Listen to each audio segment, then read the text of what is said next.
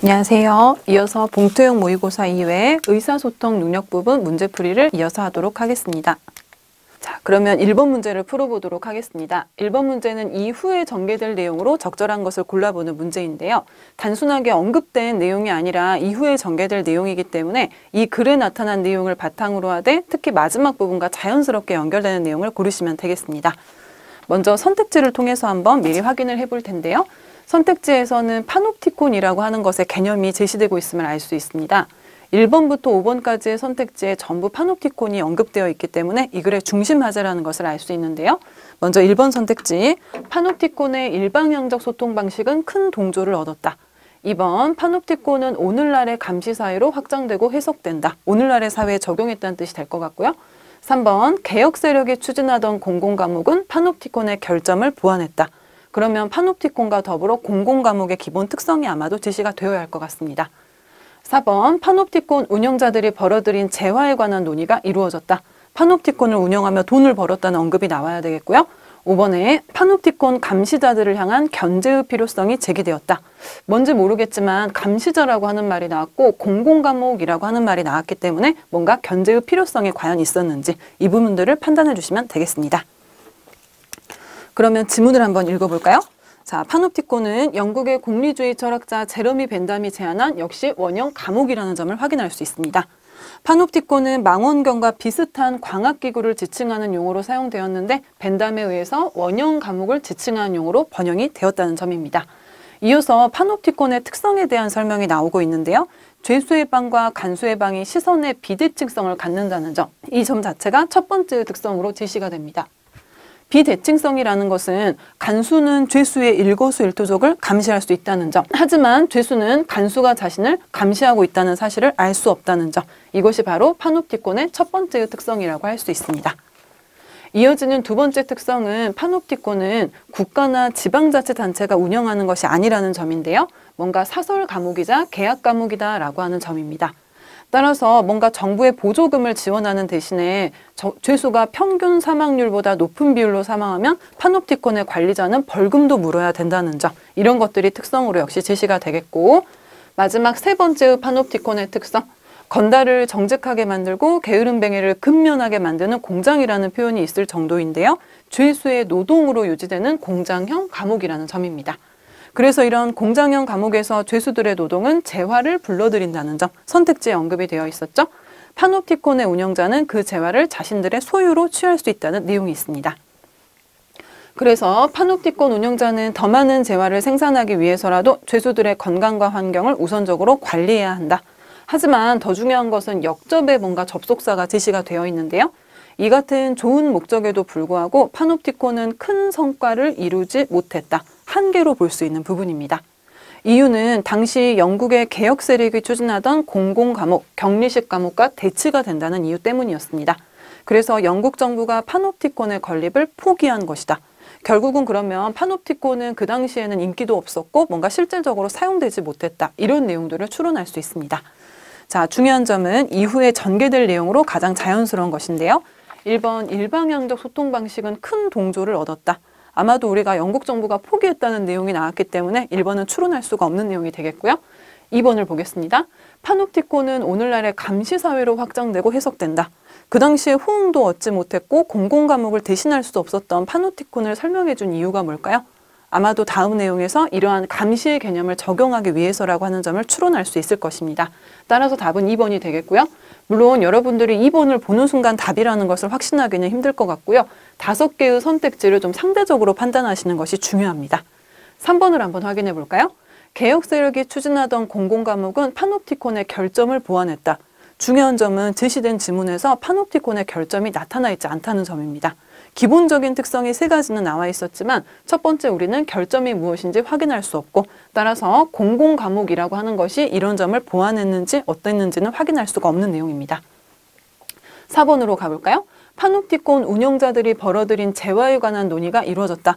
물론 재화와 관한 내용이 언급이 되고는 있었지만 중요한 것은 파놉티콘 자체가 실제로 운영이 되지 못했기 때문에 이러한 논의는 이루어졌다고 보기가 힘들 수 있습니다. 마지막 5번, 파놉티콘 감시자들을 향한 견제의 필요성이 제기되었다. 우리가 죄수와 간수의 관계에서 이 감시자, 간수들을 견제한다는 필요성인데요. 중요한 것은 파놉티콘이 실질적으로 사용되지 못했다는 점. 따라서 이들을 견제할 필요성은 굳이 없었다고 볼 수 있겠습니다. 따라서 추론할 수 있는 내용은 2번이 되겠고, 이 파놉티콘의 개념을 적용해서 오늘날의 사회에 적용할 수 있다. 이런 내용이 매끄럽게 이어질 수 있겠습니다. 자, 다음 문제로 넘어가겠는데요. 다음 문제 의사소통 부분 10번으로 가시면 되겠습니다. 10번, 다음은 면담을 위해 기자가 메모한 내용이다. 잘못 작성한 점인데요. 먼저 면담의 중심 내용을 보시면 이 5가지 내용으로 이루어져 있습니다. 실제로 면담을 진행해 가면서 알게 된 부분인지 아닌지를 판단해 보는 문제인데요. 답은 의외로 좀 간단했죠? 먼저 1번 보시면 신간의 반응이 매우 좋다. 기자가 첫 번째 문단에서 선생님의 책이 베스트셀러 1위에 올랐습니다. 그러나 중요한 것은 답은 1번이 되겠죠? 이 부분은 면담을 통해서 알게 된 내용이 아니고 기자가 사전에 가지고 간 지식이라는 점 때문입니다. 자, 2번을 한번 확인해 볼까요? 저자는 소수서원에 큰 애정을 가지고 있다. 그 모든 부분에 공을 들였지만 여기에 대한 부분은 애정을 가지고 썼다 해서 확인할 수 있는 내용입니다. 3번, 소수서원은 풍강이 빼어나다, 풍강이 수려하다라고 하는 내용이 언급되어 있고요. 4번, 소수서원은 우리나라 최초의 서원이다. 우리 최 교수의 그 다음 말에서 역시 확인할 수 있는 내용이 되겠습니다. 더불어서 5번 보시면 소수서원은 철폐될 위기를 넘겼다. 그 대원군이 사원을 철폐했는데 그때도 회철하지 않고 존속했다라고 하는 설명에서 역시 확인할 수 있겠습니다. 다음 13번으로 넘어가겠습니다. 13번 문제, 글 이후에 이어질 내용으로 부적절한 것을 골라보는 문제인데요.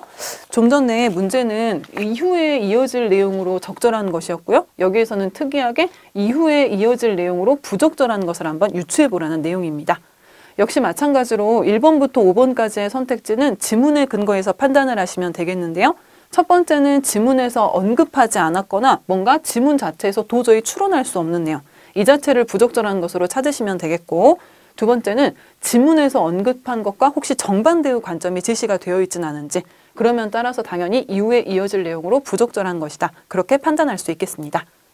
자, 선택지를 보시면 먼저 사우디아라비아가 2032년까지 전체 전력의 일정 부분을 신재생 에너지로 대체한다.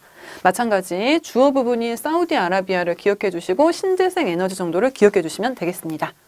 2번, 주어 부분이 굉장히 긴데요. 여러 지역의 사막을 한번 제시한 다음에 모두 동일한 조건의 사막이므로 태양광 발전에 사용되는 사막용 모듈은 범용화가 가능하다. 내용이 다소 길지만 태양광 발전이라든지 사막용 모듈 정도를 기억해 주시면 좋겠습니다. 이어지는 3번, 오만은 2020년까지 전체 전력의 일정 부분을 재생 에너지로 공급한다. 주어와 더불어서 기억해 두시고 4번의 주어는 이라크가 되겠죠?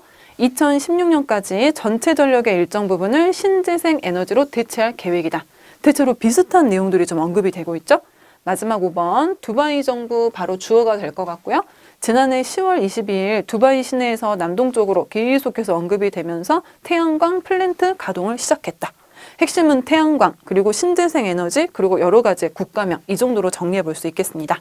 지문으로 가서 한번 확인해 볼까요? 그동안 사막 태양 에너지 개발의 걸림돌이었던 경제성과 기술 장벽이 극복되면서 원인이 되겠고요. 그 결과 중동 아프리카 지역은 가장 뜨거운 시장으로 떠올랐다. 핵심은 중동 아프리카 지역이 되겠습니다. 사막과 관련이 있겠죠? 2015년까지 태양광 태양열 발전 설치, 2017년이면 더 큰 규모가 된다는 내용, 그리고 70%가 사우디아라비아와 터키에서 이루어진다는 점입니다. 아직까지 미국이라든지 중국은 언급이 되고 있지 않은데요. 이집트, 모로코 역시 화석연료에서 재생에너지, 아까 봤던 신재생에너지라는 선택지 기억나시죠? 그 다음 중동 지역 역시 언급이 되고 있고요. 앞으로 계속해서 태양광 설치를 위해 투자를 할 것이라는 점. 태양광 발전 달가가 태양열 발전을 추월하면서 유틸리티 규모의 태양광 프로젝트 추진이 가능해진 것이다. 자, 마지막 부분인데요. 특히 사막의 태양광 발전은 풍력, 집광형 태양광 발전 이런 수준으로 여러 가지의 장점이 있어서 결론, 경쟁력이 더욱 높아질 전망이다. 그러면 이후에 이어질 내용으로는 이렇게 경쟁력이 높아질 전망이고 여러 가지 이점이 있기 때문에 각국에서 사막의 태양광 발전에 집중할 것이다. 투자를 할 것이다. 이런 내용들이 오는 것이 적절하겠습니다. 옳지 않은 선택지는 몇 번이 될까요? 답은 2번이 되겠죠? 미국의 애리조나 그리고 네바다 사막, 중국의 사막, 지문에서 확인할 수 없는 내용입니다. 지문에서는 중동 아프리카 지역이 가장 뜨거운 시장으로 떠올랐다는 내용이고 이들 지역의 발전이 집중되고 있다는 점입니다. 따라서 이 부분은 추론이 어려운 것으로 볼 수 있겠습니다. 자, 다음 의사소통 문제 15번을 한번 풀어보겠습니다. 15번 문제, 보기에 제시된 문단을 읽고 이어질 문단을 역시 논리적으로 배열하는 문제입니다. 논리적인 배열의 경우는 아까부터 말씀을 드렸듯이 우리가 언급되고 있는 내용을 좀 바탕으로 하는 것, 그리고 지시어나 접속어가 있다면 최대한으로 활용을 하시는 것, 두 가지를 염두에 두시면 되겠습니다. 먼저 보기의 문단을 읽어볼까요? 방송의 주된 주체는 방송 채널 사역자이다. 지상파 PP라고 하는 것이 언급이 되고 있고요. 보편적인 접근성과 영향력을 가지기 때문에 공공성을 위해서 종합편성의 의무를 가진다. 여기서는 종합편성이라고 하는 것이 핵심 단어가 될 것 같습니다. 원칙적으로 유료방송 PP 이것들은 뭔가 전문적인 편성만 가능하지만 그 다음 봤더니 종편 PP는 지상파와 같이 뉴스 보도를 비롯한 모든 장르를 다룬다. 제시된 부분에서 마지막은 종편에 대한 언급으로 끝이 나고 있는데요. 그러면 아마도 다음 내용은 우리 종편에 대한 설명, 이것으로 이어지는 것이 가장 자연스럽겠습니다. 역시 선택지를 한번 우리 먼저 확인을 해볼 텐데요. 선택지에서는 A로 시작하는 것, 그리고 B로 시작하는 것, 그 다음에 D로 처음 시작하는 것이 무려 3개가 언급이 되고 있습니다. A를 한번 볼까요? A, 시작부터 종편은 좌초이게 놓였다. 첫 부분에 오기에는 좀 적절하지 않겠죠? 종편이 모든 내용을 다룬다라고 하는 내용이 나왔으면 어떠한 배경으로 이런 내용을 다루게 되었는지를 언급하고 나서 종편의 한계점이라든지 뭔가 부정적인 점을 언급해 주는 것이 자연스럽겠습니다. 마찬가지로 B로 한번 가볼 텐데요. JTBC를 제외한 종편은 종합편성의 의무를 다하고 있지 않다. 물론 앞부분이 종편으로 끝났고 마지막에 우리 종합편성과 관련된 내용이기 때문에 이어지는 것 자체가 나쁘진 않을 텐데요. 종편 4사의 지난해 보도 프로그램 비율에 대해서 쭉 설명해 줍니다. 따라서 종합편성이라 보기 어려운 수준이다. 하지만 아까도 우리 말씀을 드렸던 것처럼 처음부터 종편의 한계를 언급을 하는 것보다는 종편이 이와 같은 과정을 어떤 과정으로 종합편성을 하게 되었는지 배경이 있다면 배경이 먼저 오는 것이 자연스럽습니다. 따라서 D가 먼저 오는 것이 자연스러운데요. D의 내용을 한번 확인해 볼까요? 2010년 정부는 방송 콘텐츠의 독과점 공급 구조를 극복하고 첫 번째 이유가 되겠고요. 방송 산업 구조의 국제 경쟁력 강화를 위해 두 번째 이유가 되겠습니다. 종편의 도입을 검토한다고 밝혔다. 따라서 앞부분에 이어지는 내용으로는 종편을 왜 도입하게 되었는지, 더불어서 우리 미디어법을 여당 주도로 통과시켰다. D가 먼저 오는 것이 자연스럽겠습니다. 이어지는 내용으로는 어떤 점이 적절할까요? 우리가 아직 읽지 않았던 A 부분이 있는데요. 시작부터 종편은 좌초이기에 놓였다. 정부는 종편에게 많은 예외를 인정했다. 미디어 법과제를 통과시키면서 종편에 우리가 도입을 하는데 국제 경쟁력 강화를 위해 좋은 목적으로 도입했죠. 따라서 정부가 많은 예외를 인정해줬다. 그럼에도 불구하고 어떤 문제가 생겼을까요? 그 다음에 이어질 내용, 프로그램의 편성이라든지 그리고 마지막에 보게 되면 수익에 관한 내용, 이런 흐름으로 이어지는 것이 적절하겠습니다. 따라서 15번의 답은 첫 번째 D를 통해서 미디어법과 관련된 정부가 종편을 도입하게 된 배경, 그 다음에 이어지는 내용 A를 통해서 정부가 종편에게 많은 예외를 인정했다는 것, 그 다음 부분 프로그램 편성을 살펴봤더니 종합편성의 의무를 다하고 있지 않다는 점, 그리고 마지막으로 역시 마찬가지 뭔가 수익에 관한 내용이 이어지는 것이 가장 자연스럽겠습니다. 따라서 답은 3번을 고를 수 있습니다. 다음 의사소통 능력과 관련된 문제는 25번 문제입니다. 밑줄 친 단어로 작성한 짧은 장문 중 부적절한 것을 고르시오. 단어의 사전적 문맥적 쓰임을 좀 판단하는 문제인데요. 먼저 체결이라고 하는 것입니다. 최대한의 문맥을 활용한다면 모든 사전적 의미를 외울 수가 없기 때문에 앞에 있는 계약 정도와 자연스럽게 어울리는 단어라는 점을 생각하시면 되겠습니다. 1번을 한번 확인할까요? 주변국가 군사 동맹을 체결하였다. 계약과 동맹, 다소 비슷한 어감을 주는 말이겠죠? 따라서 1번은 적절하게 쓰인 것으로 볼 수 있습니다. 체결이라는 단어의 사전적 의미는 얽어서 메어버린다는 뜻이라든지 계약이나 조약을 공식적으로 맺다라는 뜻입니다. 둘 다 적절한 선택지가 되겠고요. 두 번째, 나를 확인할 텐데요. 수주라고 하는 점입니다. 물론 문맥을 통해서 봤을 때는 원전 프로젝트를 수주하다라고 하는 내용인데요. 두 번째 부분, 음성적인 방법으로 수주 계약을 하다, 프로젝트를 수주했고 계약을 수주를 하다, 나쁘지 않게 연결될 수 있는 선택지입니다. 수주라고 하는 단어의 사전적 의미는 주문을 받는다, 이런 뜻이 있고요. 물건을 생산하는 업자가 제품의 주문을 받다. 주로 이런 맥락에서 쓰이게 됩니다. 세 번째, 명품이라고 하는 것인데요. 명품 정도면 우리에게 비교적 친숙한 단어가 될 것 같습니다. 바로 이름난 물건이라든지 또는 그러한 어떤 상태를 뜻하는 것으로 볼 수 있겠는데요. 명품 원전. 3번도 마찬가지 로고와 디자인이 드러나지 않는 뛰어난 물건의 뜻으로서 명품이 쓰이고 있습니다. 자, 라를 한번 가볼까요? 라는 개최라고 하는 부분입니다. 앞부분의 개최는 기공식이라고 하는 것과 먼저 호응을 하고 있다는 점. 4번을 보시면 개최는 정책과 이념을 개최한다는 것입니다.